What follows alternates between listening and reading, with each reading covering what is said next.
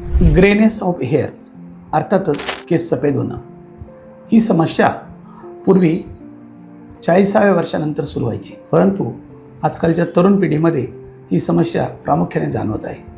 अगदी 13-14 वर्षापासूनच लहान मुलांची केस पांढरी होण्यास सुरुवात होतात. तरुण मुलांचे दाढीतील काही केस पांढरे व्हायला सुरुवात होतात आणि त्याला मोठं टेन्शन येतं. ही जी सुरुवात असते ही कमी वयातच होण्याचं मुख्य कारण म्हणजे diet, weather changes, pollution, nutrition किंवा वीक मेटाबॉलिझम आणि काही रुग्णांमध्ये हार्मोनल चेंजेस. या सर्व कारणांमध्ये अलीकडे ही मॅच्युरिटी लवकर जाणवते. या सर्वांवर होमिओपॅथीमध्ये अतिशय परिणामकारक औषधं उपलब्ध आहेत. कमी वयात आलेल्या या त्रासासाठी ॲसिड फॉस, थायरॉइडिनम, किलकेरिया कार्ब, लायकोपोडियम यासारखे अनेक मेडिसिन उपलब्ध आहेत. काही रुग्णांना तर याचा खूपच कमी वेळामध्ये चांगला उपयोग होतो. आपल्या कुटुंबातील किंवा मित्रपरिवारातील मुलामुलींना ॲलोपेशिया एरेटा, बाल्डनेस इन पॅचेस, त्याला मराठीमध्ये चाई लागणं असं म्हणतो, केस सफेद होणं, डॅन्ड्रफ, केसांची गळती होऊन विरळ होत जाणं, त्याचा थिकनेस कमी होणं, या सर्वांसाठी होमिओपॅथीमध्ये चांगली मेडिसिन उपलब्ध आहेत.